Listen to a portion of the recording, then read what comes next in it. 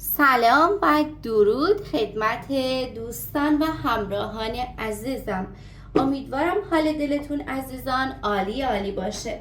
سپیده هستم، تاروت ریدینگ و قهوه خانه شما عزیزان. با انرژی بالا شروع میکنیم این فال قهوه بسیار زیبامون رو.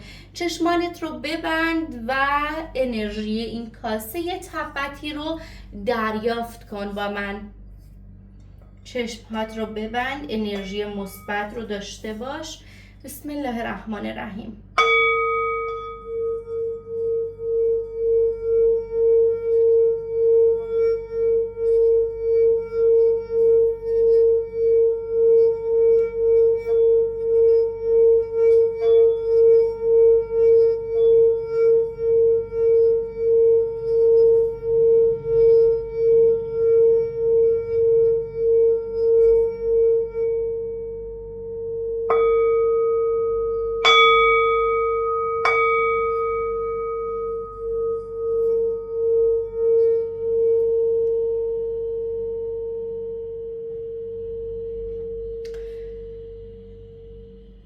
خب بسم الله الرحمن الرحیم. بریم برای فال زیبامون بررسی کامل از ارتباط تو و طرف مقابل. ببینیم که تو رابطه‌ای که هستی اگر مشکلی، اگر مسئله‌ای هست، آیا حل میشه؟ اصلا وارد رابطه جدیدی میشی؟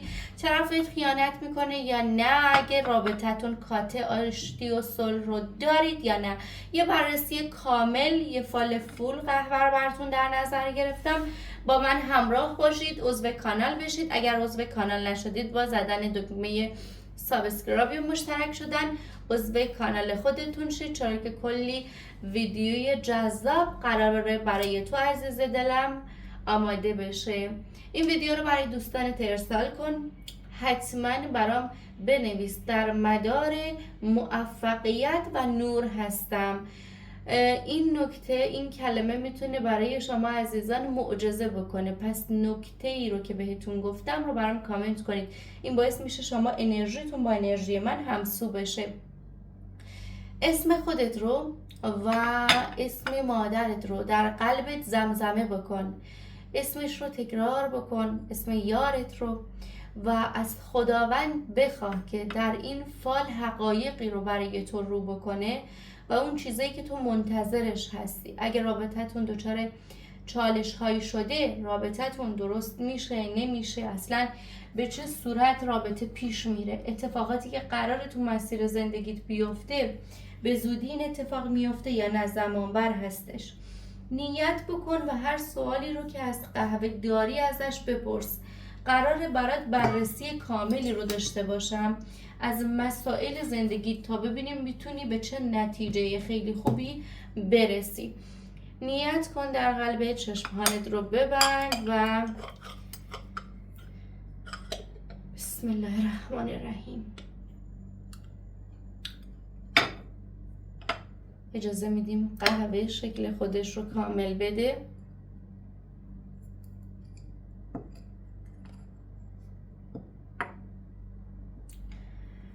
خب عزیزی دلم، اگر عضو کانال نشدید با زدن دکمه سابسکرایب یا مشترک شدن عضو کانال بشید، چرا که ویدیوها رو براتون با عشق آماده میکنیم. پس هزینه ای که میتونید بابت این ویدیوها بدید یک لایک و کامنت زیبا هستش برای من. اولین چیزی که دارم برات میبینم، فالت داره اشاره بر این میکنه که اینجا برات نماد یک ارتباطی رو نشون میده که یک مقدار شکراب شده. انگار طرف مقابل تو رو زیر نظرش گرفته، زیر ذره بین خودش گرفته و این روزها داره تو رو رصد میکنه. به نوعی میشه گفت داره چکت میکنه، قصد داره که کندوکاشی رو در مورد تو بکنه و این موضوع باعث بشه در ارتباط با مسیر زندگیت بتونی به یک نتیجه خیلی خوب و عالی برسی، به یک انرژی معنوی، به یک حس و حال خوب.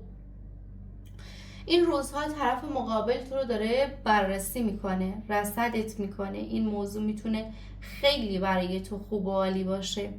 ضمن اینکه در فالت داره اشاره بر این میکنه که تا 2 زمان آینده تغییرات خیلی خوبی قراره وارد زندگیت بشه و همین موضوع میتونه معجزه رو برای تو ایجاد بکنه.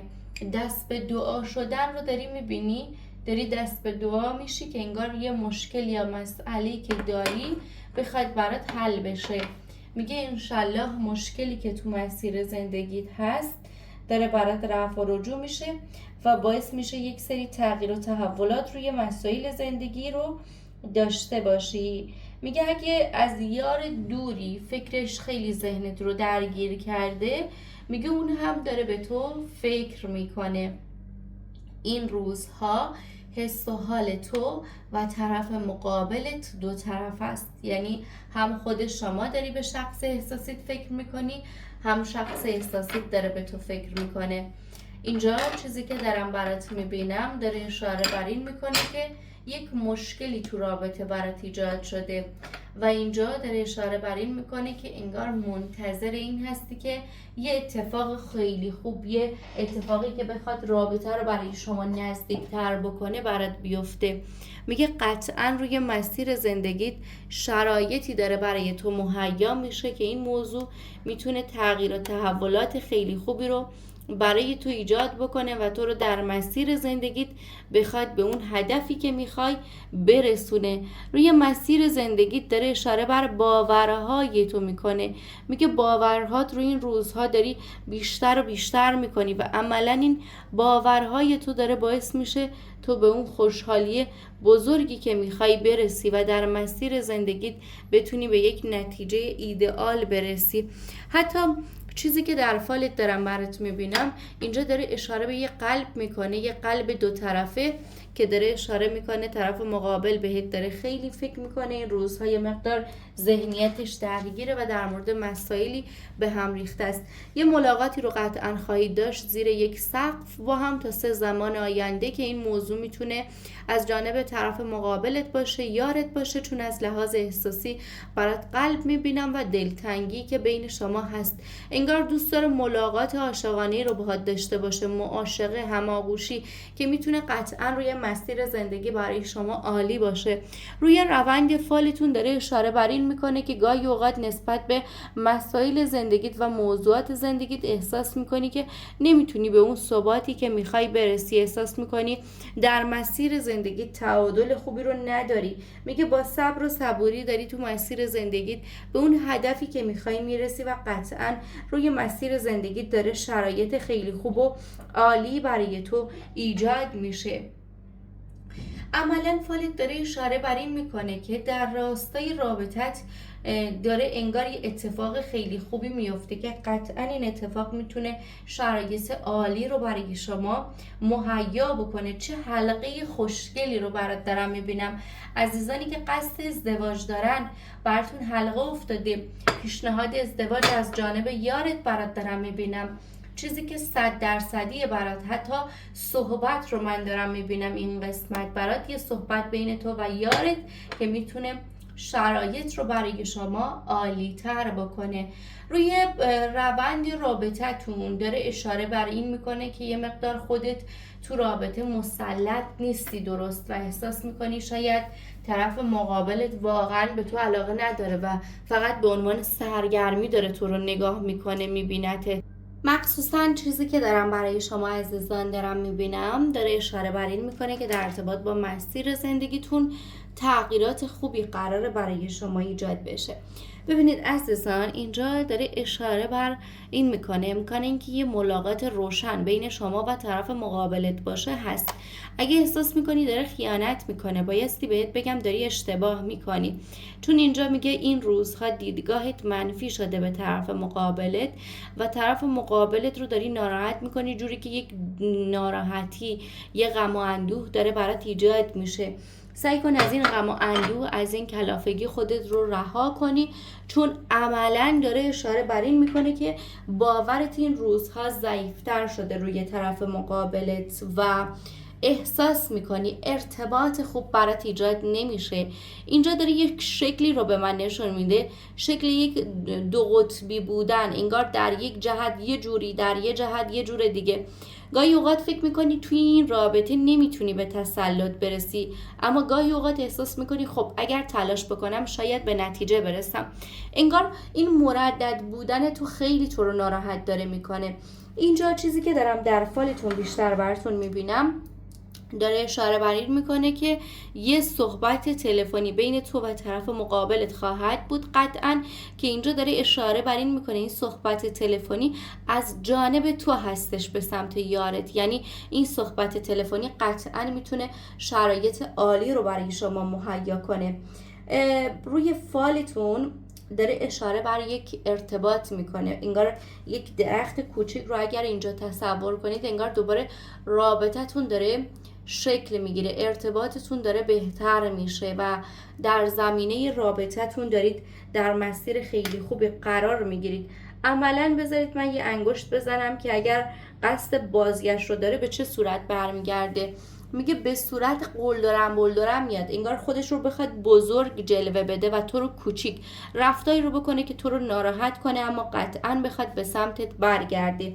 شخص احساسی دوستت داره، امکان این که گاهی اوقات فکر کنی که کس دیگه ای تو زندگی یارت هست زیاده، چون من شک و شبهه رو برای ذهن خودت میبینم.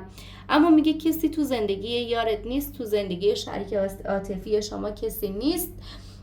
یه مقدار خودش دو به شخصه داره رفتار میکنه با برخورد و رفتاراتش، اگر نه که در فالتون دارم چیزی که براتون میبینم خوشحالی هستش و تو رابطتون میگه که رقیب خدا را شکر ندارید. شریک احساسیت من میبینم که این روزها داره بیشتر از همیشه تو رو رصد میکنه، چون میخواد انگار تصمیم جدی رو بگیره. اگر مجرد هستید که دلش میخواد یک ارتباط ازدواجی رو برای خودش و شما شکل بده که این موضوع میتونه قطعاً برای شما خوب باشه. و اینجا در فالتون داره اشاره بر این میکنه عزیزان که در ارتباط با مسائل زندگیتون تغییراتی که میتونه در جهت فاصله باشه، انگار یه فاصله ای بین شما و طرف مقابلتون رو دارم میبینم که این فاصله به واسطه شخصی که تو حروف اسمیش الف میم یا شخصی که مثل علی نام باشه، محمد علی، علی رضا یا یه همچین حروفی در اسم یا فامیلیش بخواد باشه، داره اشاره بر این میکنه که این صحبت ها قطعا در فالتون داره براتون ایجاد میشه و میتونه یک گشایش خیلی خوب روی ارتباط شما باشه. فالتون داره اشاره بر این میکنه که یه شخص جدید رو برای یه سریاتون میبینم وارد زندگیتون داره میشه، انگار یه شخص جدیدی بهتون پیشنهاد داده اما دو دلید. حالا این وسط نمیدونی طرف مقابلت رو انتخاب کنی یا اون شخصی که بهت پیشنهاد داده. خودت رو این فرض کن و شریک احساسیت رو این گردی و یارت رو این. انگار داره اشاره میکنه که تو مرددی تو رابطه که باید چی کار بکنی.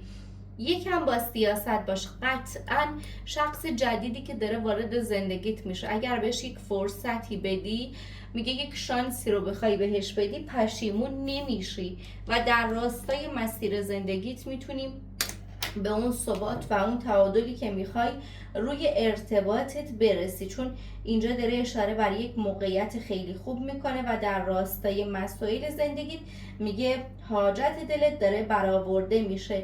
یه مقدار این مدت دارم میبینم خودت درگیر موضوعات کاری و مالی هستی و همین موضوعات کاری و مالی باعث شده که یه مدتی حس خستگی شدیدی رو بخوای داشته باشی و چیزی که دارم میبینم میگه که روی مسیر عاطفیت امکانی که از یک همخونت، حالا دوستت، همخونت، میبینم یک بحثی رو داری میشنوی، انگار در مورد یارت یا طرف مقابلت بخواد حرفهایی رو بزنه که تو در مورد شریک احساسی نگران بشی و دو به شک بودن رو بخوای داشته باشی.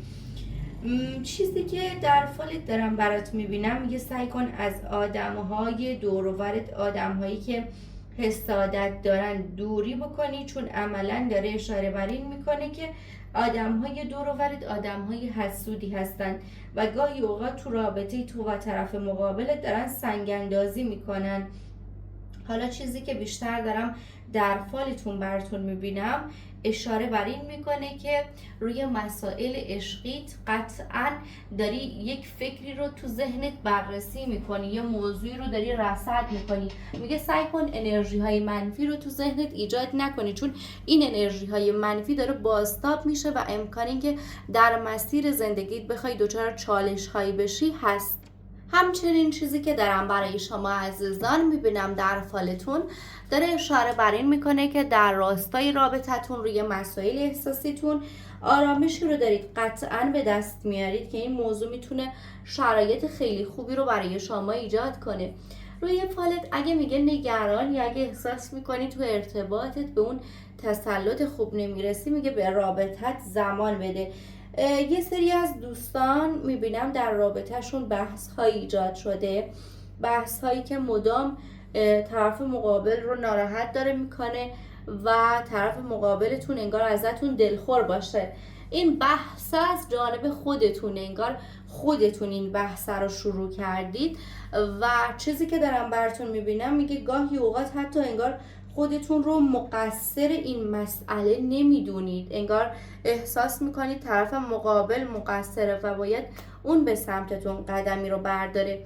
میگه سعی کنید در راستای رابطتون روی مسائل عاطفیتون یه مقداری شما پیش قدم بشید، اجازه بدید به طرف مقابلتون که ارزش شما رو بیشتر از همیشه بدونه. اون که روی ارتباطتون احساس کنید که خب چه شما مقصر باشید چه نباشید، وظیفه اینه که بیاد سمت من، این اشتباهه. چون من میبینم انگار گاهی اوقات فکر میکنی وظیفشه و باید به سمتت قدم برداره، ولی داره اشاره بر این میکنه که تو لزوما لازمه به سمت یارت قدم هایی رو برداری، تو اون احساس بکنه که برای تو با ارزشه. این روزها احساس میکنی طرف مقابلت سرد داره برخورد میکنه یا یه سری موضوعات رو داره ازت مخفی میکنه.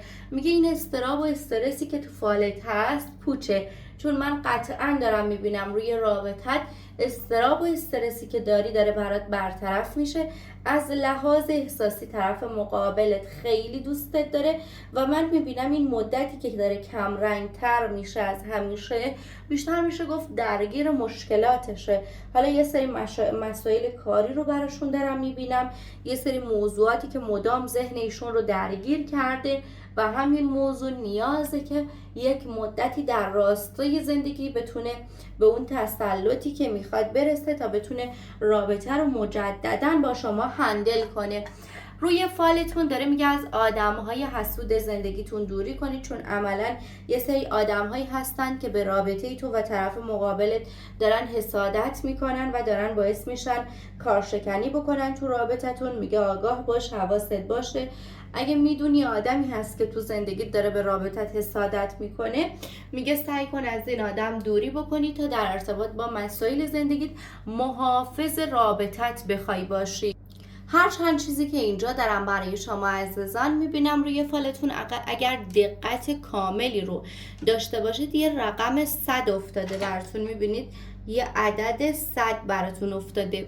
میگه تا تقریبا میشه گفت یک زمان کوتاه امکان این که رابطتون خیلی ایدئال تر از همیشه بشه، رابطتون اون حس خیلی خوب رابطه رو بخواید دریافت بکنید و بتونید یک ارتباط عالی رو با شخص احساسیتون داشته باشید هست. چون میگه یه مدتی امکان داره ذهنتون در مورد رابطتون درگیر بشه، ولی عملا داره اشاره بر این میکنه که این درگیری فکری داره براتون برطرف میشه و در راستای مسیر زندگیتون دارید به اون آرامشی که میخواهید میرسید. عملا اینجا داره فالت اشاره بر این میکنه که یه سری از دوستان که مجرد هستن امکان ازدواج و تعهد ازدواجی درشون داره دیده میشه، امکان این که در ارتباط با مسیر ازدواجیتون بخواید قدم های محکمی رو بردارید و این بخواد نتیجه ایدئالی رو برای شما بده هست. مخصوصا برای یه سری از دوستان میبینم در راستای ازدواجی قرارداد و برگه و سند رو دارن امضا میزنن، چون عدد 100 نماد یک وام میتونه وام ازدواج باشه یا قرارداد ازدواجی که میتونه قطعا برای خود شما عزیزان خوب باشه. اینجا در فالتون داره اشاره به یک حسود میکنه، یه شخصی که داره تو زندگی شما رصد میکنه، انگار حواسش به زندگی شما بخواد باشه، حسادت هایی رو بخواد به زندگی شما داشته باشه. میگه حواست به این سری آدم های حسود و گربه صفت زندگیت باشه، چون قطعا در مسیر زندگیت داره باعث میشه یک سری ناراحتی ها و به هم ریختگی هایی رو عملا از یک سری از آدم های حسود زندگیت داشته باشی.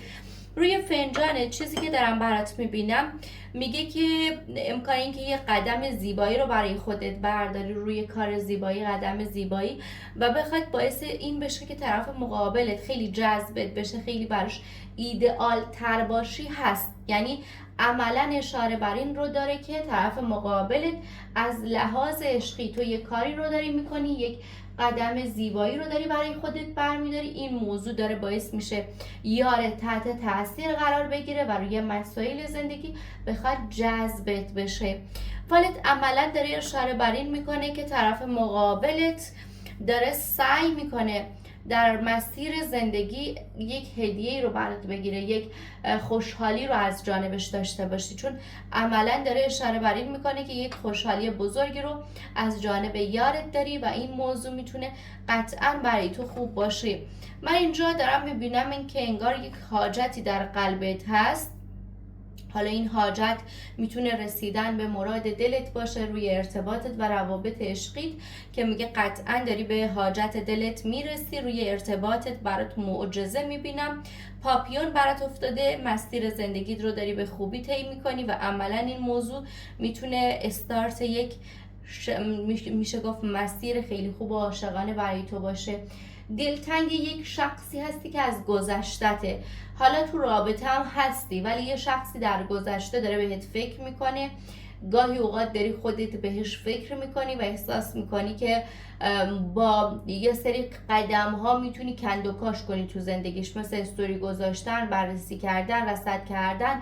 انگار اون شخص دلتنگت شده ولی تو به سمتش قدمی رو بر نمیداری، چون اینجا داره اشاره بر این میکنه که آدم‌های حسود تو زندگیت زیادن، دارن سعی میکنن تو زندگیت کند و کاش کنن، منتظر اینن که تو پا تو کج بذاری. یعنی اگر وارد رابطه گذشتت بشی، رابطه قدیمیت بشی، مطمئن باش چه دیر و چه زود به گوش طرف مقابلت میرسه و این موضوع باعث میشه از لحاظ ذهنی و زندگی شرایطت خیلی به هم ریخته بشه. حواست به این موضوع باشه عزیزم. انشالله که این فال برای شما خوب و نیک باشه. امیدوارم که بهترین ها سهم قلب شما عزیزان باشه. ویدیوها رو با عشق براتون آماده میکنیم. لایک و کامنت فراموش نشه. اگر عضو چنل خودت نیستی حتما با زدن دکمه مشترک شدن یا حالا سابسکرایب عضو کانال شو، چنل خودت رو داشته باش، زنگوله رو برات خودت فعال کن تا اولین نفری که این ویدیو رو میبینه تا باشی. دوتا ویدیو برات باز میشه، از این بین این دوتا میتونی یک رو انتخاب بکنی، نیت کنی و ببینیش. میتونی هم روی هر دوتا متمرکز بشی و با انرژی خیلی خوبه بتونی این دوتا رو نگاه کنی و اون چیزی که فال بهت میگه رو به عنوان بعد مثبتش برای خودت داشته باشی عزیز دلم. امیدوارم که بهترین ها سهم قلبت بشه. تا ویدیوی بعدی، خدا نگهدار.